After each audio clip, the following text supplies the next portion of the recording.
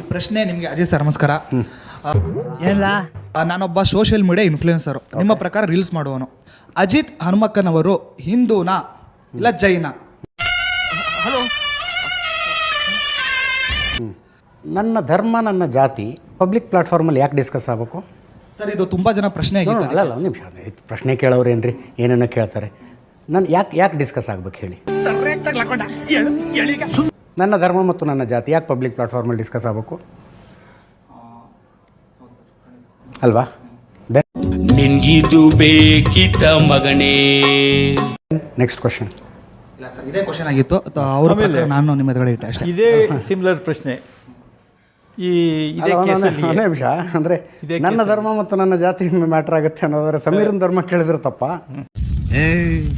ನೀನು 7 ಮಿಂಡ್ರಿ ಆದ್ರೆ ನಾನು 14 ಮಿಂಡ್ರಿ.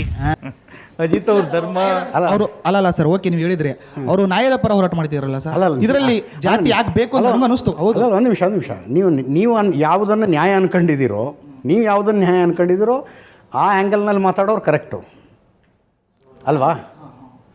ನೀವು ಯಾವುದನ್ನು ನ್ಯಾಯ ಅನ್ಕೊಂಡಿದ್ರು ಆ ಆ್ಯಂಗಲಲ್ಲಿ ಮಾತಾಡೋರು correct.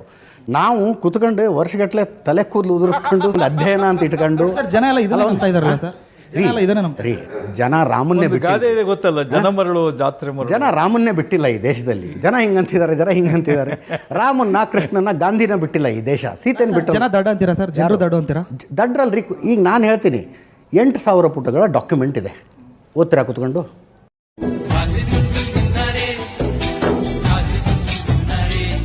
R you ready to study? ಆಗಲ್ಲ. ಮತ್ತು ಯಾಕೆ ಅಭಿಪ್ರಾಯಗಳನ್ನು ಹೇಳ್ತೀರಿ? ಇಲ್ಲ ಸರ್, ಇದು ಅಲ್ಲ ಒಂದು ನಿಮಿಷ. ನಾನು ಹೇಳೋದು 8,000 ಪುಟಗಳ ರೆಡಿಮೇಡ್ ಡಾಕ್ಯುಮೆಂಟ್ ಇದೆಯಪ್ಪ ಇಡೀ ಕೇಸನ್ನು ಅರ್ಥ ಮಾಡ್ಕೊಳ್ಳೋದಕ್ಕೆ. ನಿಮ್ಮ ಜೀವನದ ಅಮೂಲ್ಯ 3 ತಿಂಗಳನ್ನು ಅದಕ್ಕೋಸ್ಕರ ವ್ಯಯ ಮಾಡಿ. 3 ತಿಂಗಳು ಟೈಮ್ ಬೇಕು. ನಾನು ಕಂಪ್ಲೀಟಾಗಿ ಅರ್ಥ ಮಾಡ್ಕೊತೀನಪ್ಪ ಇದು ನಾನು ಅದಕ್ಕೆ. ಅಷ್ಟು ನೋವು ಕೊಟ್ಬಿಟ್ರೆ ನಾನು ಅಷ್ಟು ಹಿಂಡ್ಬಿಟ್ರು, ನನಗೆ ಎಷ್ಟು ಹಿಂಡಬೇಕೋ ಅಷ್ಟು ಹಿಂಡ್ಬಿಟ್ರು ನನ್ನ. ನೀವು ಅಂದರೆ ಯಾರದ್ದೋ ಧಾರ್ಮಿಕ ಶ್ರದ್ಧೆ, ಯಾರದ್ದೋ ಗೌರವ, ಅದರ ಮೇಲೆ ನೀವು ಸಗಣಿ ಎರಚ್ತೀನಿ, ಕೆಸರು ಎರಚ್ತೀನಿ ಅನ್ನುವಂಥವ್ರು ನಿಮ್ಮ ಜೀವನದ 3 ತಿಂಗಳನ್ನು ಸ್ಪೆಂಡ್ ಮಾಡಿ ಅಧ್ಯಯನ ಮಾಡ್ಕೊಳ್ಳಿ. ಅದಾದ ನಂತರ ಏನು ಪ್ರಶ್ನೆಗಳು ಬರ್ತಾವಲ್ಲ, ಆ ಪ್ರಶ್ನೆಗೊಂದು ತೂಕ ಇರುತ್ತೆ.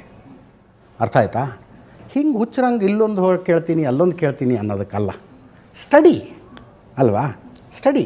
ನನಗೆ ಈ ವಿಷಯದಲ್ಲಿ 2013ರಿಂದನೂ ಆಸಕ್ತಿ ಇದೆ. ಫಸ್ಟ್ ಏನು ಇವ್ರಿಗೆ ಫೋನ್ ಮಾಡಿದ್ನಲ್ಲ ಅವಾಗಿಂದನೂ ಆಸಕ್ತಿ ಇದೆ. ನಾನು ಅದಕ್ಕೆ ಪ್ರತಿ ಸಂಬಂಧಪಟ್ಟಿದ್ದ ಪ್ರತಿ ಡಾಕ್ಯುಮೆಂಟನ್ನು ತರಿಸ್ಕೊತೀನಿ. ಏನೇ ಡೆವಲಪ್ಮೆಂಟ್ ಆದರೂ ಇನ್ಯಾರಿಗೂ ಫೋನ್ ಮಾಡ್ತೀನಿ, ತರಿಸ್ಕೊತೀನಿ, ಸ್ಟಡಿ ಮಾಡ್ತೀನಿ, ಇನ್ಯಾರೋ 10 ಜನರ ಹತ್ರ ಎಕ್ಸ್ಪರ್ಟ್ಸ್ ಹತ್ರ ಕೇಳ್ತೀನಿ. ಯಾಕಂದರೆ I am not an expert. ನನಗೆ ಪೊಲೀಸ್ ಏನೋ ಮಾಡಿದ್ದಾರೆ ಅಂದರೆ ಒಂದು 4 ಜನ ಪೊಲೀಸರ ಹತ್ರ ಮಾತಾಡೋದಾಗಲೇ ಸಮಾಧಾನ. FSL ರಿಪೋರ್ಟಿಂಗ್ ಬಂದಿದೆ ಅಂದರೆ FSL ಎಕ್ಸ್ಪರ್ಟ್ಸ್ 4 ಜನ ಮಾತಾಡ್ಬೇಕು. ನೀವು 8 ಜನರ ಹತ್ರ ಮಾತಾಡಿದಿರಿ ಇದ್ರ ಬಗ್ಗೆ?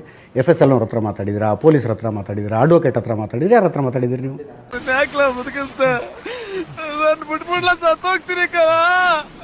ಮಾತಾಡಿಲ್ಲ.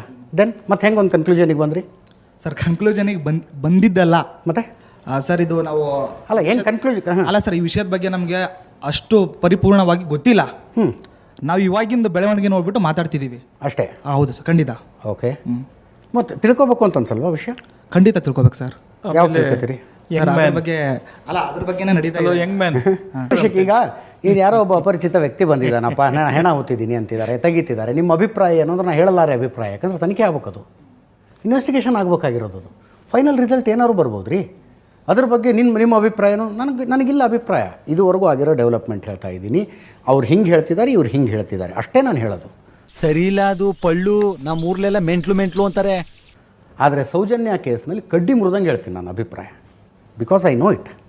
ಅರ್ಥ ಆಯ್ತಾ? ಹಾಗೆ ನೀವು ಸೋಷಿಯಲ್ ಮೀಡಿಯಾ ಇನ್ಫ್ಲೂಯೆನ್ಸರ್ ಅಂದ್ರಲ್ಲ, ತಿಳ್ಕೊಂಡು ಮಾತಾಡಿ ಅಷ್ಟೇ. ವಿಷಯ ಅರ್ಥ ಮಾಡ್ಕೋಬೇಕು. ನಾಲ್ಗೆ ಏನ್ರಿ ಎಲ್ಲರಿಗೂ ಇರುತ್ತೆ ಅಲ್ವಾ? ಯಾರೋ ಒಬ್ಬ ವ್ಯಕ್ತಿ ಅಥವಾ ಒಂದು ಸಂಘಟನೆ ಅಥವಾ ಒಂದು ಸ್ಥಳ ಶತಮಾನ ಬೇಕಾಗಿರುತ್ತೆ ಅದೊಂದು ಪ್ರತಿಷ್ಠೆ ಬರೋದಕ್ಕೆ. ಶತಮಾನಗಳು ಬೇಕಾಗಿರ್ತವೆ. ನಾವು ಹಿಂಗೆ ಹೋಗ್ತಾ ಸುಮ್ಮನೆ ಒಂದು ಕೆಸರು ಹೋಗ್ಬಿಡ್ತೀವಿ. ಆಮೇಲೆ ನೀವೇನಾದ್ರು ತೊಳ್ಕೊಂಡಿರ್ರಿ, ನಮಗೇನು ಸಂಬಂಧ?